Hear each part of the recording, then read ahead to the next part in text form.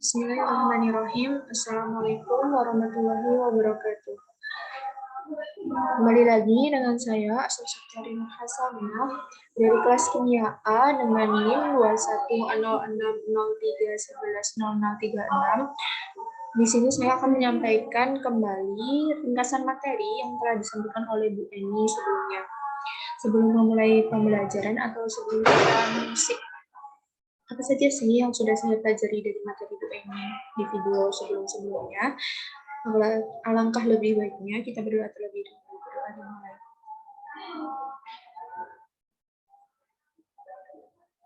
Berdoa selesai. Yang pertama yaitu kekuatan asam dan basa. Kekuatan asam dan pH larutan garam. Apabila suatu senyawa dilakukan di dalam air, maka senyawa tersebut akan mengalami proses pelarutan. Jika senyawa tersebut sudah terlarut, senyawa tersebut bisa memiliki sifat asam, basa, maupun tidak memiliki sifat keduanya. Yang kedua, kekuatan asam dapat dilihat dari kemampuannya untuk mendonorkan proton. Kekuatan asam ini tidak hanya dilihat dari seberapa mudah mendonorkan proton, tapi juga contoh lain seperti pelarut yang digunakan, suhu yang digunakan, dan struktur molekul dari suatu asam. Non-metal hidrida. Senyawa hidrida merupakan senyawa biner yang tersusun atas atom hidrogen dan unsur lain yang ada pada tabel periodik tertentu. Tentu saja unsur yang dimaksud yang bersifat non-logam. Dua faktor yang menentukan kuat tidaknya suatu atom dilihat dari kemampuannya dalam melepaskan proton.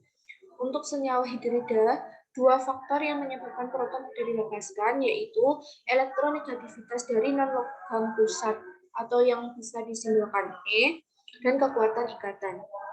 Elektronegativitas dari non-logam pusat E. Non-logam pusat E berasal dari golongan 5A, 6A, dan 7A. Keasaman dari non-logam pertama dari periode, dari kiri ke kanan, elektronegativitas unsur semakin meningkat, menyebabkan peningkatan keasaman itu juga.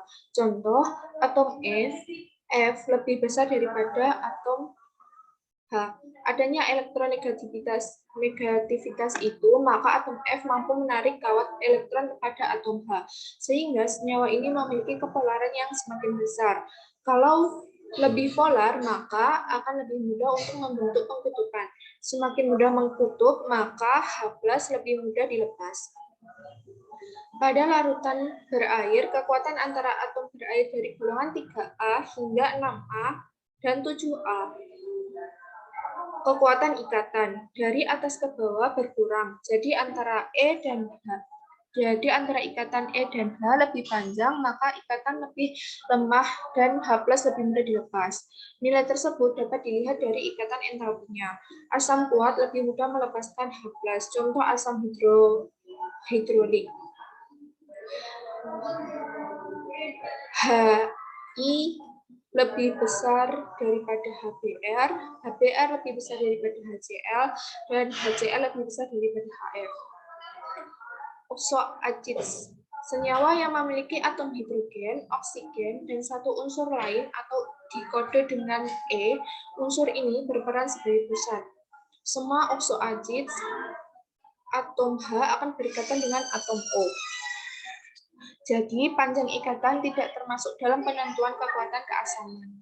Sifat dari silver ini adalah asamnya mengandung ikatan OH. Dua faktor yang menentukan kekuatan asam dalam oxoacids, elektronegativitas dari non-logam pusat E, dipengaruhi banyaknya atom O yang mengelilingi ONO atau E. Satu unsur oxoacids dengan jumlah atom O sama. Kekuatan asam meningkat dengan meningkatnya elektronegativitas. Semakin meningkat elektronegativitasnya, maka polaritas OH akan meningkat juga. Efeknya yaitu mudahnya atom H+ untuk dilepas. Contohnya, Hippopelus acids unsur umumnya HOE. Unsur halogen dari golongan 7A. HOI lebih kecil daripada HIBr dan HIBr lebih kecil daripada HOCl. Ka dari HOI adalah 2,3 kali 10 pangkat min 11. Ka dari HOBr yaitu 2,3 kali 10 pangkat min 9. Dan Ka dari HOCl adalah 2,9 kali 10 pangkat 8. Unsur oxoacid dengan jumlah atom O berbeda. Kekuatan keasaman meningkat dengan bertambahnya atom O yang berada pada logam pusat. Atom O semakin banyak, maka semakin besar pergeseran dari densitas elektron. Dan pada akhirnya, senyawa tersebut mudah melepaskan H+. Seperti contoh berikut, HOCl lebih kecil daripada HOCl sama dengan 0. Diketahui Ka dari HOCl yaitu 2,9 kali 10 pangkat min 8, Ka dari HOClO 1,12 kali 10 pangkat min 2, dan Ka dari HOClO2 yaitu 1 Ka dari HOClO3 lebih dari 10 pangkat min 7. Ion logam yang terhidrasi. Beberapa ion logam tertentu yang terlarut dalam air, ia memiliki sifat asam karena ia memiliki kemampuan mentransfer ion H+ kepada air. Contohnya logam nitrat, MnO3n, dilarutkan di dalam air, MnO3n berupa solid, direaksikan dengan air XH2O, menghasilkan MH2O X pangkat N+ dan NNO3-. Jika ion logam Mn+ memiliki muatan kecil dan tinggi, kerapatan muatannya yang tinggi menarik kerapatan elektron yang cukup dari ikatan OH molekul air, sehingga H+ dilepaskan. Oksida adalah suatu senyawa yang setidaknya di dalam senyawa tersebut ada satu atom oksigen dan satu unsur lain. Oksida bisa diklasifikasikan dalam asam, basa, ataupun amphoter. Oksida asam. Senyawa oksida yang bereaksi dengan molekul air, dia akan membentuk sebuah asam. Reaksi antara asam oksida dan air yaitu CO2 berupa gas bereaksi dengan H2O menghasilkan H2CO larutan.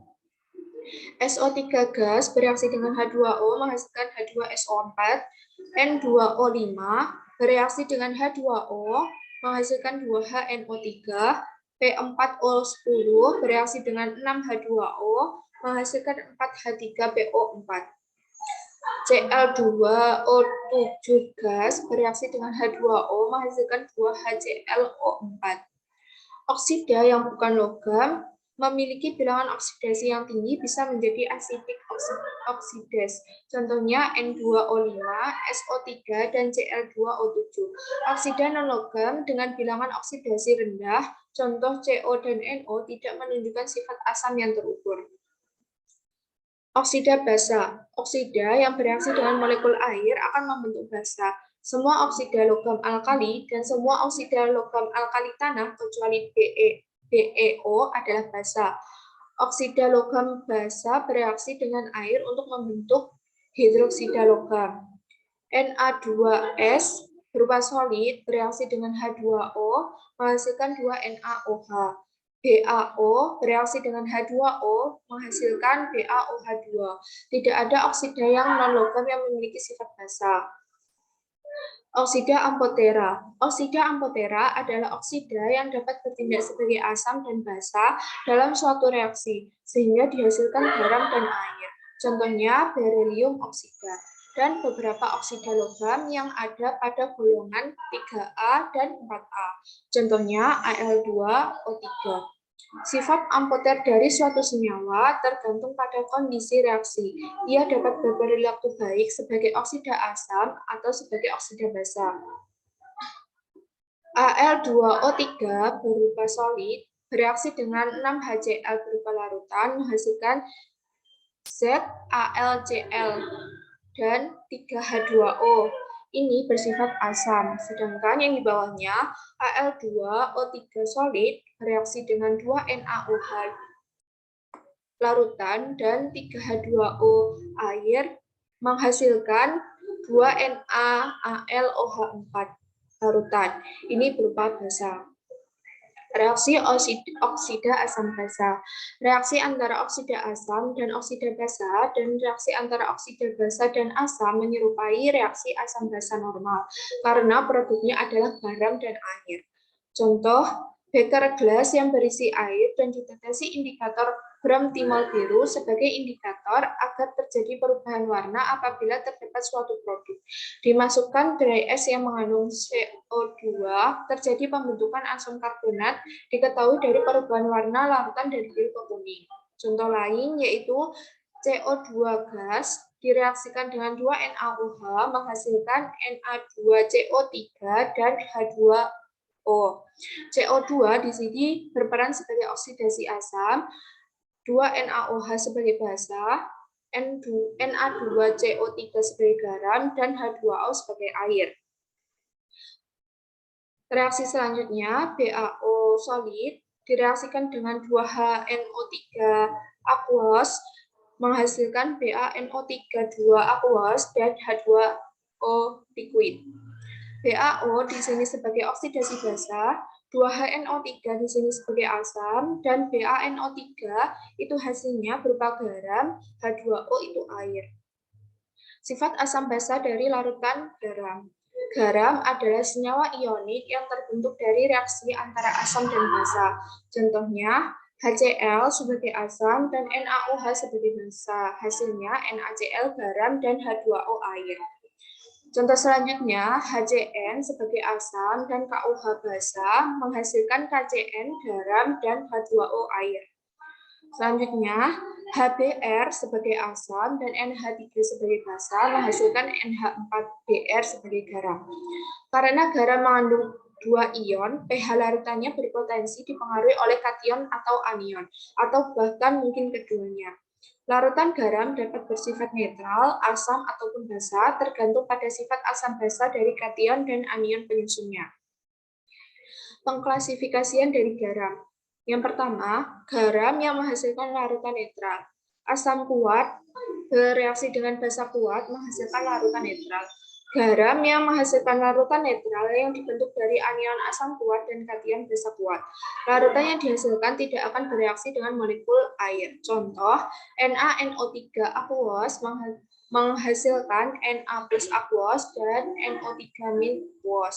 Na plus adalah asam konjugasi dari basa kuat NaOH dan ion NO3- adalah basa konjugasi dari asam kuat HNO3.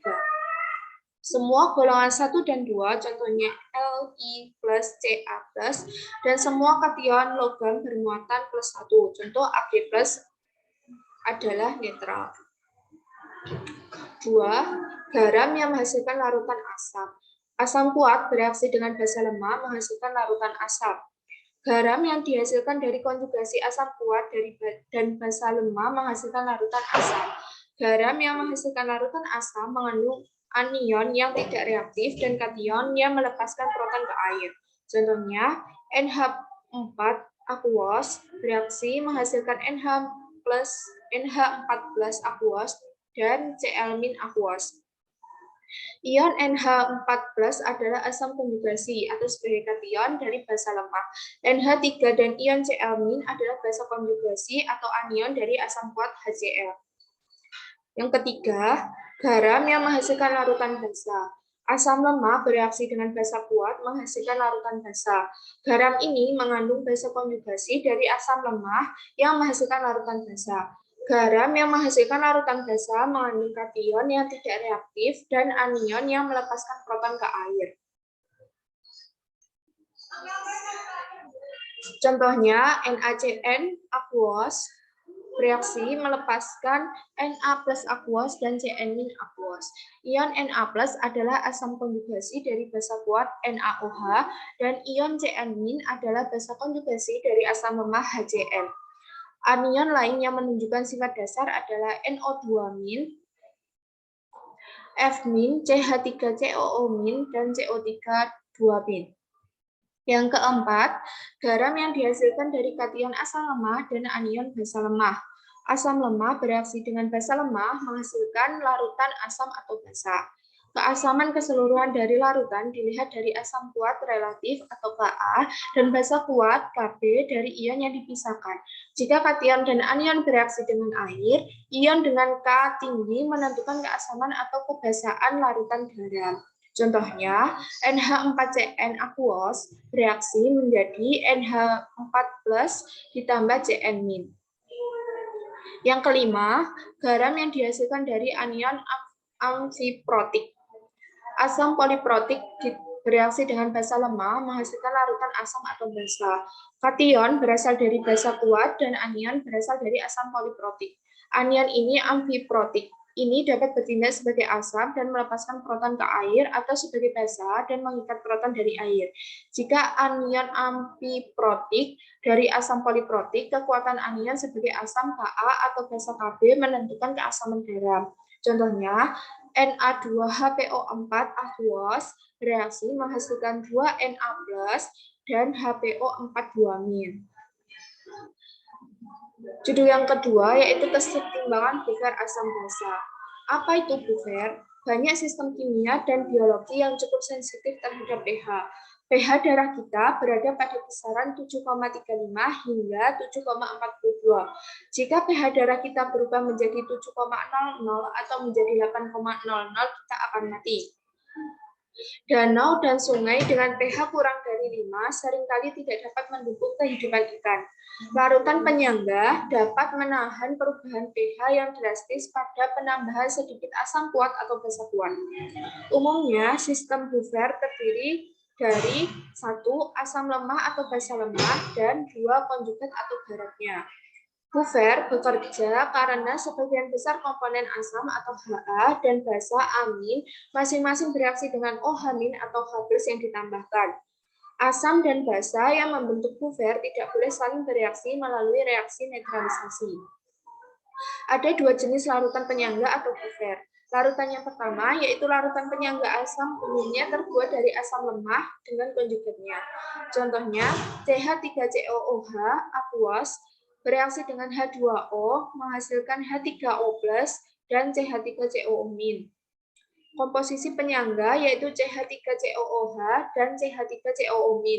Bentuknya CH3COONA. Yang kedua, larutan penyangga basa umumnya terbuat dari basa lemah dan konjugasinya. Contohnya, NH3 aqueous bereaksi dengan H2O menghasilkan OH- dan NH4+. Komposisi buffernya yaitu NH3 dan NH4+, bentuknya NH4Cl. Beberapa asam dan basa lemah yang umum dan garamnya biasa digunakan untuk pembuatan larutan buffer adalah asam asetat CH3COOH dan natrium asetat CH3COONA. Asam fosfat H3PO4 dan kalium fosfat KH2PO4. Asam oksalat H2C2O4 dan dinatrium oksalat Na2C2O4. Asam karbonat H2CO3 dan natrium karbonat NaHCO3. Amonia NH3 dan amonium klorida NH4Cl. Contoh yang pertama, H3COOH aqueous bereaksi dengan H2O liquid menghasilkan H3O+ aqueous dan CH3COO- aqueous. Asam asetat adalah asam lemah dan posisi kesetimbangannya dari ujung kanan ke kiri. Oleh karena itu, konsentrasi ion asetat kecil. CH3COOH aqueous bereaksi dengan H2O liquid menghasilkan H3O+ aqueous dan CH3COO- aqueous. Penambahan natrium asetat ke dalam larutan ini untuk meningkatkan ion asetat ekstrak. CH3CONA aqueous bereaksi menghasilkan CH3COO- aqueous dan Na+ aqueous. Dalam hal ini, senyawa buffer tersusun atas senyawa penting, yaitu banyaknya asam asetat yang tidak terionisasi, banyak ion asetat dari natrium asetat, cukup ion hidrogen H+ untuk membuat larutan menjadi asam. Contoh,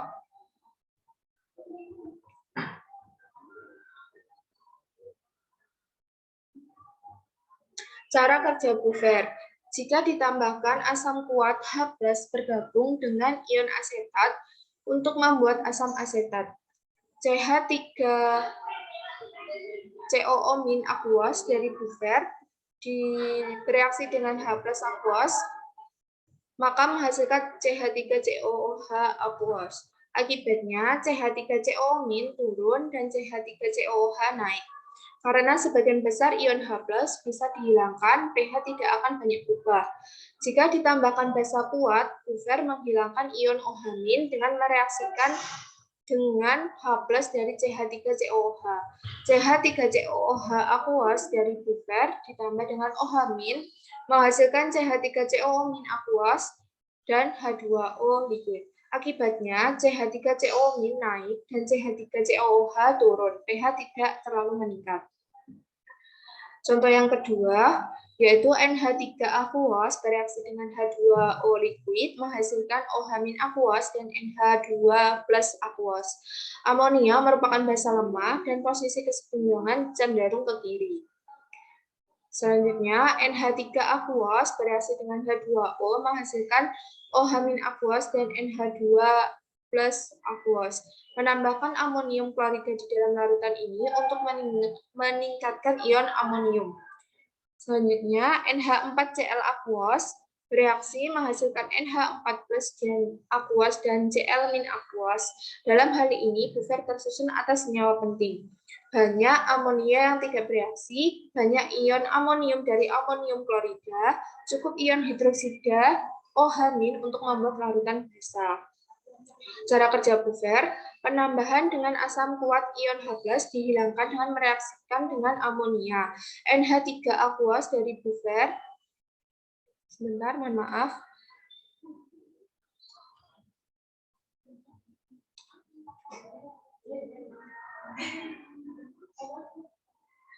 Cara kerja buffer, penambahan dengan asam kuat. Ion H+ dihilangkan dengan mereaksikan dengan amonia. NH3 aqueous dari buffer ditambahkan H+ aqueous menghasilkan NH+ aqueous. Akibatnya NH3 turun dan NH4 naik. NH4+ naik, maka pH turun sedikit. Penambahan dengan basa kuat, ion OH- dihilangkan dengan mereaksikannya dengan H+ dari NH4+. NH4+ aqueous dari buffer bereaksi dengan OH-, maka menghasilkan NH3 aqueous dan H2O liquid. Karena sebagian besar yang ditambahkan ion OH- dihilangkan dengan cara ini. pH tidak meningkat terlalu banyak. Asam kuat dan basa konjugasi tidak bisa digunakan untuk membuat buffer yang baik.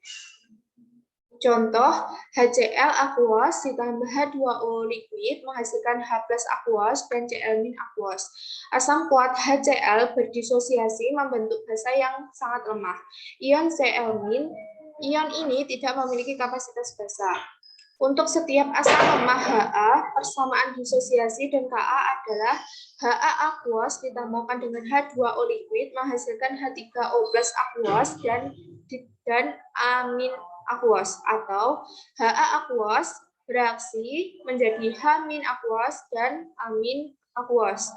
Ka dengan cara konsentrasi H+ dikali dengan konsentrasi amin per konsentrasi Ha. Redox atau penyusunan ulang yaitu konsentrasi H+ sama dengan Ka dikali konsentrasi Ha per konsentrasi amin.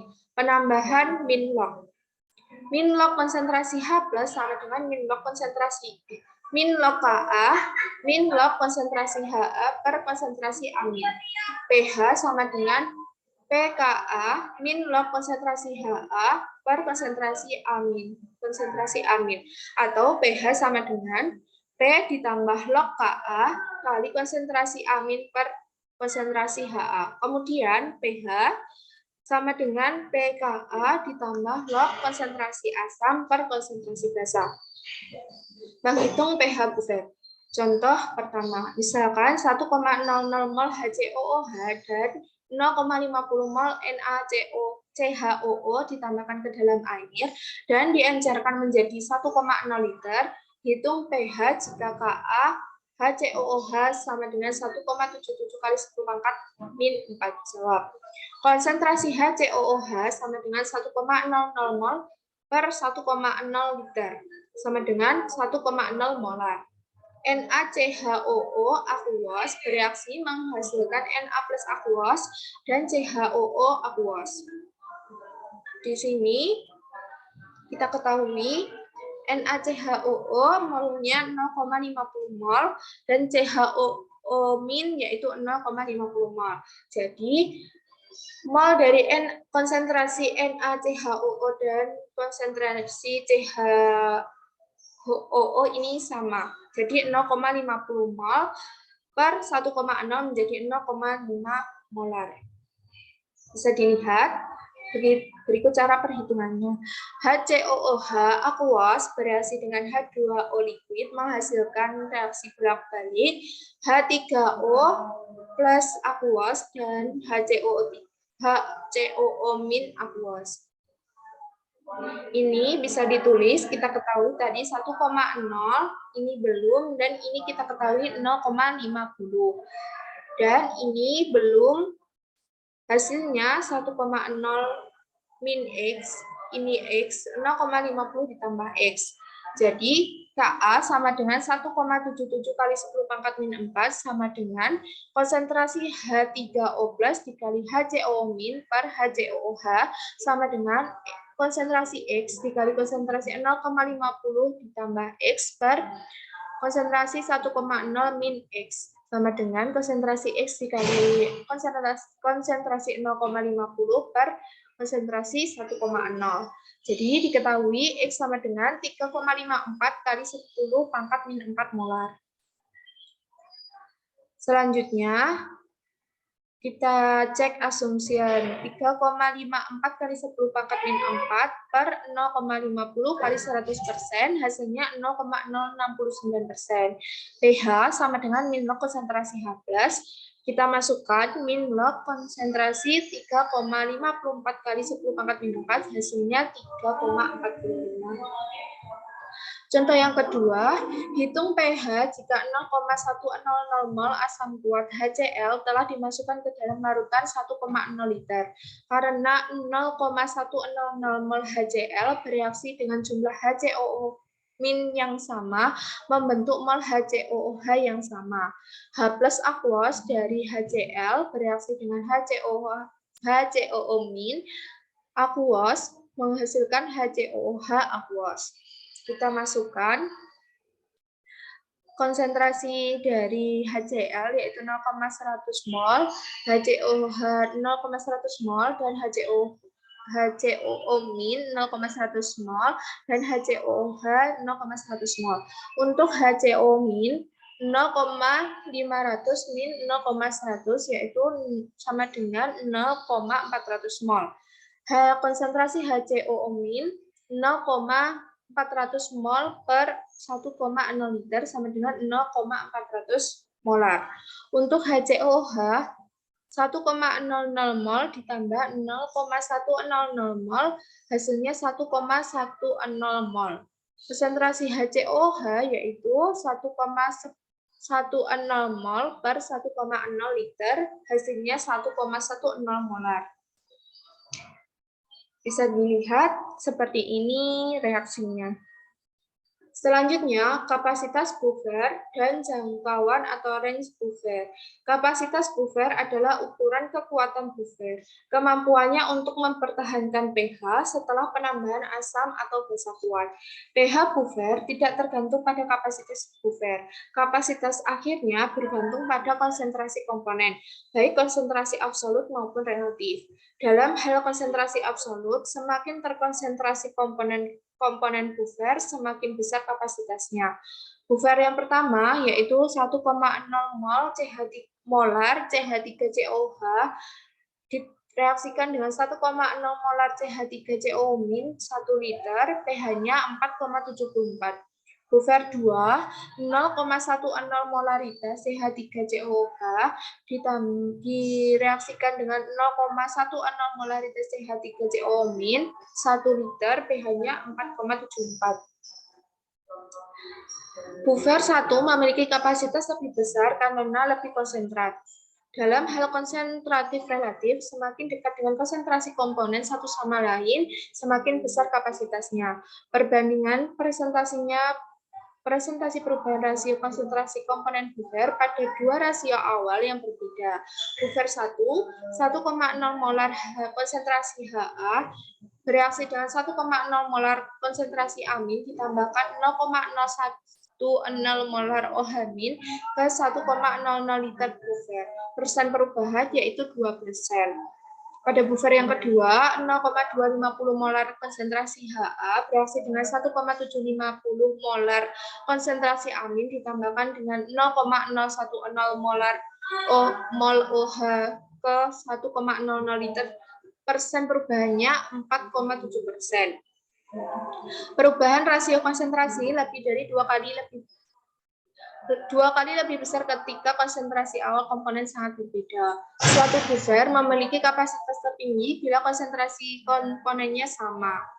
Konsentrasi amin per konsentrasi HA sama dengan 1. Buffer yang pH-nya sama atau mendekati pKa, komponen asamnya memiliki kapasitas tertinggi untuk konsentrasi tertentu.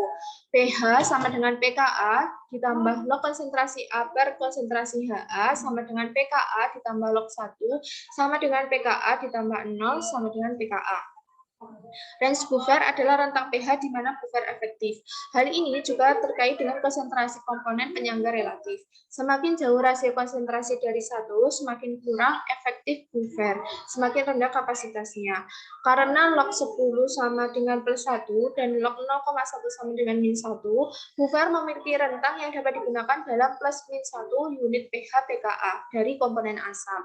Jadi pH sama dengan pKa ditambah log 10 per 1 sama dengan pKa plus 1. Atau bisa juga pH sama dengan pKa plus log 1 per 10, pKa min 1. Menyiapkan buffer. Beberapa langkah diperlukan untuk menyiapkan penyangga. Tentukan pasangan asam konjugasi. pH mana yang diinginkan, pilih pKa yang terdekat dengan pH yang diinginkan. Temukan rasio konsentrasi amin per konsentrasi HA yang memberikan pH yang diinginkan. Rasio ditentukan oleh persamaan Henderson-Hasselbalch. Pilih konsentrasi buffer dan hitung jumlah yang akan dicampur. Untuk sebagian besar aplikasi laboratorium, konsentrasi dari 0,05 molar hingga 0,5 molar. Campurkan jumlahnya dan sesuaikan pH buffer ke nilai yang diinginkan. Menyiapkan buffer. Beberapa langkah yang diperlukan untuk menyiapkan buffer. Sama ya. Rancang sistem buffer dengan pH 460 CH3COOH per konsentrasi CH3COO min hasilnya 1,4. Misalnya, kita dapat menggunakan 1,4 molar CH konsentrasi CH3COOH dan 1,0 molar CH3COO min. Rasio lebih penting daripada jumlah yang digunakan. Namun, jumlah tersebut mempengaruhi kapasitas buffer untuk menahan perubahan pH. Jika kita menggunakan konsentrasi yang terlalu rendah, persamaan Henderson-Hasselbalch tidak akan valid. Untuk pH 4,60, konsentrasi H+ adalah 2,5 kali 10 pangkat min 5 molar. Jadi kita masukkan 2,5 kali 10 pangkat min 5 molar per konsentrasi HA atau konsentrasi amin kali 100%, kurang dari 5%. Dalam perhitungannya, misalnya konsentrasi HA atau konsentrasi amin sama dengan 5,0 kali 10 pangkat min 4 molar. Jadi kita masukkan 2,5 kali 10 pangkat min 5 per 5,0 kali 10 pangkat min 4 dikali 100%, hasilnya 5%. Diperlukan konsentrasi lebih dari 5,0 kali 10 pangkat min 4 molar. Kesetimbangan kelarutan. Kebanyakan zat terlarut memiliki kelarutan senyawa ion. Ketika senyawa ion dilarutkan dalam air, biasanya ia masuk ke dalam larutan sebagai ion. Ketika kelebihan senyawa ion, terjadi keseimbangan antara senyawa padat dan ion-ion dalam larutan jenuh. Beberapa senyawa ion sedikit larutan dengan sedikit zat terlarut yang terlarut. Produk ion, CSP. Di dalam air, senyawa ion membentuk sebagai produk. Produk ion menunjukkan produk dari konsentrasi molar ion yang dipangkatkan dengan koefisien stoikiometrinya. Misalnya, untuk larutan jenuh timbal 2 fluorida, PbF2 bereaksi menghasilkan Pb2+ dan 2F-. Untuk setiap sistem kesetimbangan, kita dapat menulis hasil bagi reaksi HC sama dengan konsentrasi Pb12 dikali konsentrasi F-2 per konsentrasi PbF2. HC PbF2 sama dengan konsentrasi Pb12 dikali konsentrasi F-2. GSP sama dengan konsentrasi Pb12 dikali konsentrasi F-2. Sederhananya, kita dapat menulis produk ion sama dengan konsentrasi Pb12 dikali konsentrasi F-2 sama dengan GSP. Ketika larutan jenuh, nilai numerik GSP mencapai nilai konstan yang disebut konstanta hasil kali kelarutan KSP. PbF2 bereaksi menghasilkan Pb12 dan 2F min. GSP seperti tadi, konsentrasi Pb12 dikali konsentrasi F-2. Konstanta hasil kelarutan atau KSP. Hasil kali kelarutan atau konstanta hasil kali kelarutan adalah hasil konsentrasi ion dalam larutan jenuh dipangkatkan ke pangkat yang sesuai. Secara umum, konstanta hasil kali kelarutan KSP adalah konstanta kesetimbangan untuk kesetimbangan kelarutan senyawa ionik yang sedikit larut atau hampir tidak larut. KSP hanya bergantung pada suhu, bukan pada konsentrasi ion individu. Berdasarkan pada aturan kelarutan, AgCl tidak larut, tetapi jika beberapa AgCl padat ditempatkan dalam air, jumlah yang sangat kecil tidak larut. Ketika larutan menjadi jenuh, AgCl yang tidak larut, AgCl bereaksi menjadi Ag plus dan Cl min, sudah berbentuk ion. Konstanta keseimbangan untuk proses kelarutan ini disebut konstanta hasil kali kelarutan AgCl. Dapat ditulis KSP sama dengan konsentrasi Ag plus dikali konsentrasi Cl min. Perak karbonat Ag2CO3 adalah garam yang sedikit larut.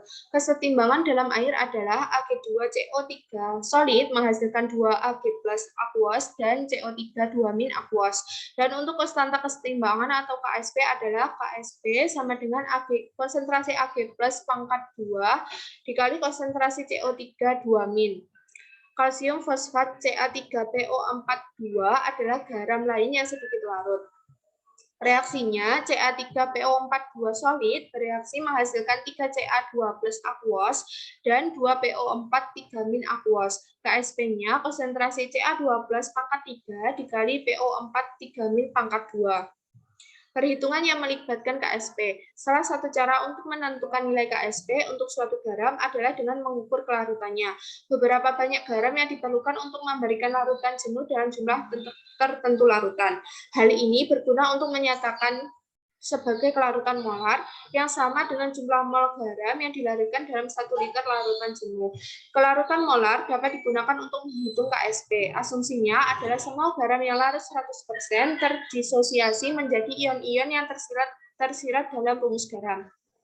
Contoh, 1 liter larutan yang dijenuhkan pada 25 derajat Celcius dengan kalsium oksal CaC2O4 diuapkan hingga kering, menghasilkan 0,0061 gram residu CaC2O4.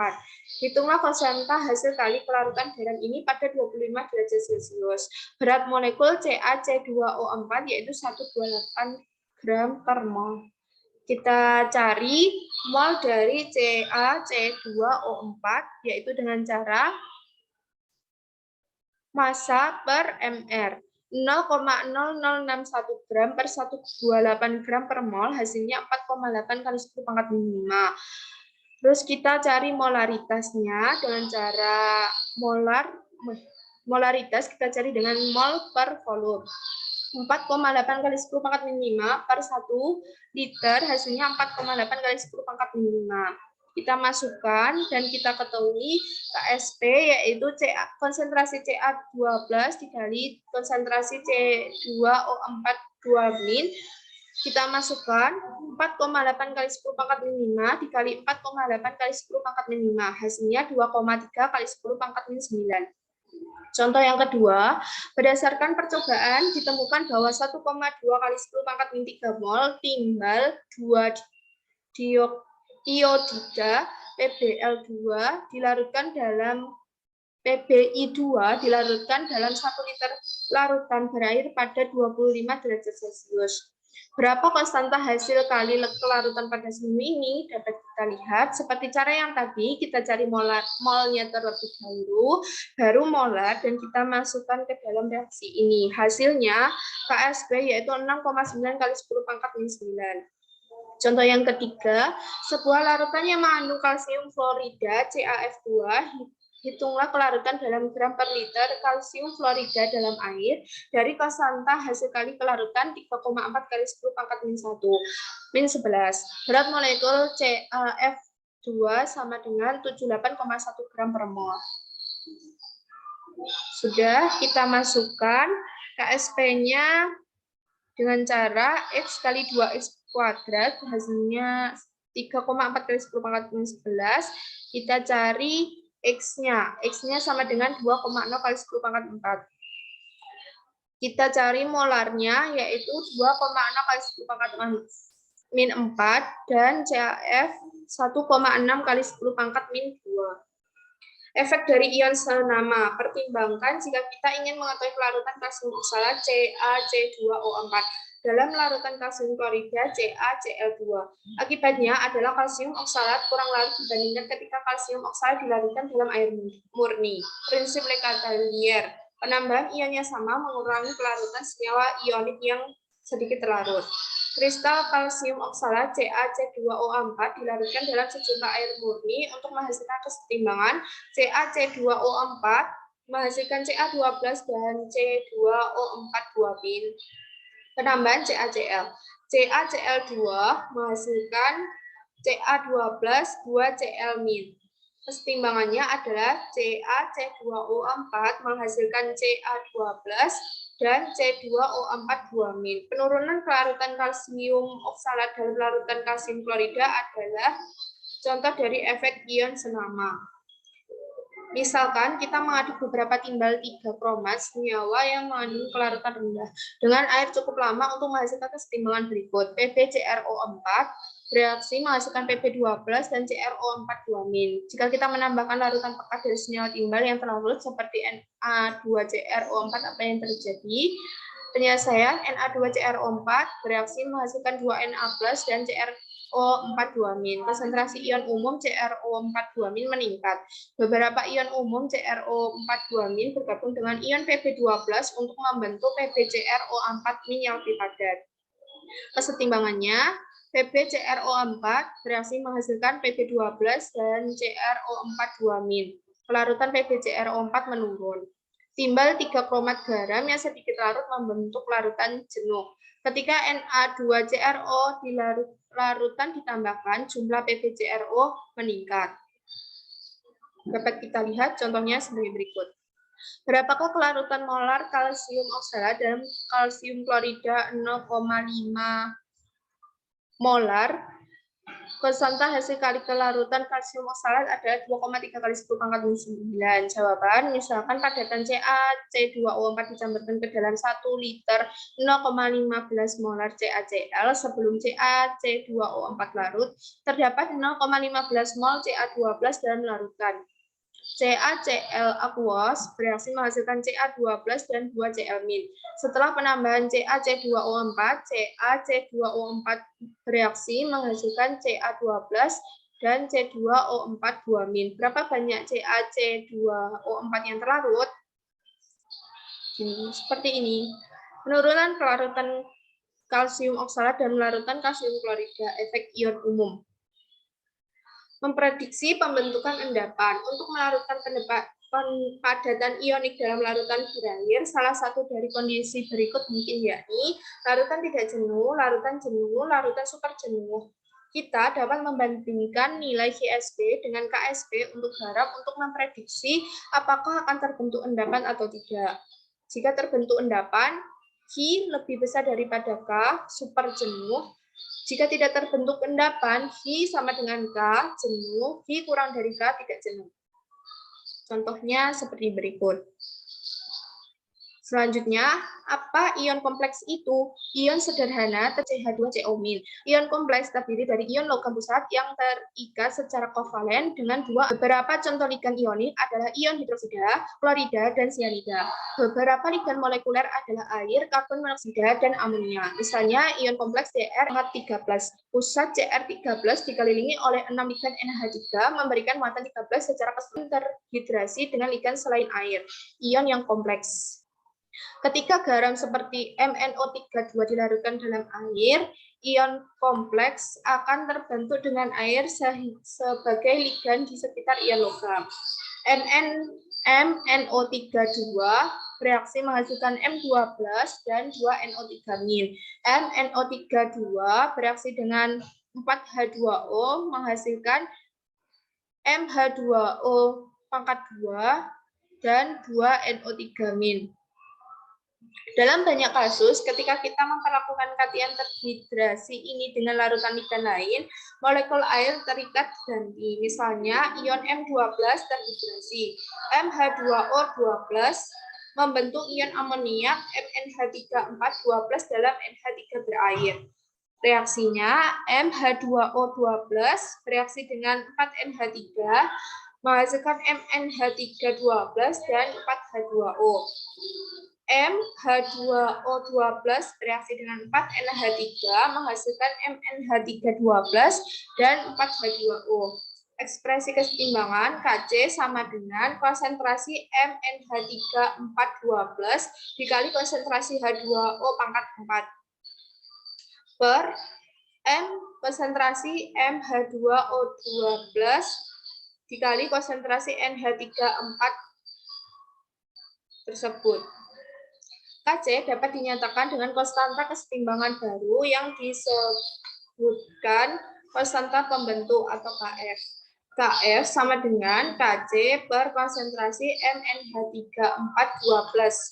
sama dengan konsentrasi H2O4 per konsentrasi MH2O2+ dikali konsentrasi NH3 Untuk pemberlakuan ion kompleks antara ion elemental terhidrasi MH2O dan ligan molekul L, kita memiliki MH2O XN+ aqueous bereaksi dengan XL aqueous menghasilkan MlN+ dan XH2O. Ekspresi keseimbangan Kf sama dengan Ml per konsentrasi Ml per konsentrasi MH2O plus dikali konsentrasi L pangkat X. Semua ion kompleks adalah adduksi Lewis. Ion logam bertindak sebagai asam Lewis penerima pasangan elektron. Dan ligan bertindak sebagai basa Lewis atau penyumbang pasangan elektron. Ag+ ditambah 2NH3 bereaksi menghasilkan Ag NH32 asam basa pembentuk kompleks ion. MH2O3 bereaksi dengan 4NH3 menghasilkan MnH3 412 dan 4H2O. Dalam pembentukan MnH3 412, K untuk setiap langkah jauh lebih besar dari 1 karena amonia adalah basa Lewis yang lebih kuat daripada air. Oleh karena itu, jika kita menambahkan kelebihan amonia ke dalam larutan MH2O412, hampir semua ion M2+ adalah sebagai MnH3 412 aqueous. Logam transisi memiliki kecenderungan tertentu untuk membentuk ion kompleks yang lebih besar. Misalnya, larutan kobalt 2 klorida COCl2 berwarna merah muda karena adanya ion COH2O2+. CO2+ bereaksi dengan 4Cl- menghasilkan COCl2. Kita tambahkan HCl, larutan berubah menjadi biru akibat pembentukan ion kompleks COCl2 2-. Ion kompleks dan kelarutan endapan. Ligan meningkatkan kelarutan senyawa ionik yang sedikit larut jika membentuk ion kompleks dengan kation. Misalnya besi 2 sulfida sangat sedikit larut. FeS bereaksi dengan H2O menghasilkan Fe2+ bereaksi dengan HS- dan OH-. KSP-nya 8 kali 10 pangkat min 16. Ketika kita menambahkan beberapa NaCN 1,0 molar, ion Cn bertindak sebagai ligan. Fe2+ bereaksi dengan 6Cn- menghasilkan FeCN 6 pangkat 1-. K1 sama dengan 3 kali 10 pangkat Kf sama dengan 3 kali 10 pangkat min 35. Ion kompleks dan kelarutan endapan. Untuk melihat pengaruh pembentukan ion kompleks terhadap kelarutan endapan, kita tambahkan kedua persamaan. FeS bereaksi dengan 6Cn- bereaksi dengan H2O menghasilkan FeCN 6+, HS- dan OH-. Dan kalikan konstanta kesetimbangannya. Keseluruhannya sama dengan KSP kali Kf. Hasilnya 8 kali 10 pangkat min 16 dikali 3 kali 10 pangkat 35. Hasilnya 2 kali 10 pangkat 20. Disosiasi keseluruhan FeS menjadi ion meningkat pesat dengan adanya ligan. Ion kompleks dan kelarutan endapan. Sekian yang dapat saya sampaikan. Semoga apa yang sudah saya sampaikan tadi bermanfaat untuk kita semua. Bila ada salah dari kata maupun perbuatan, saya mohon maaf. Jangan lupa untuk like, komen, dan subscribe. Assalamualaikum warahmatullahi wabarakatuh.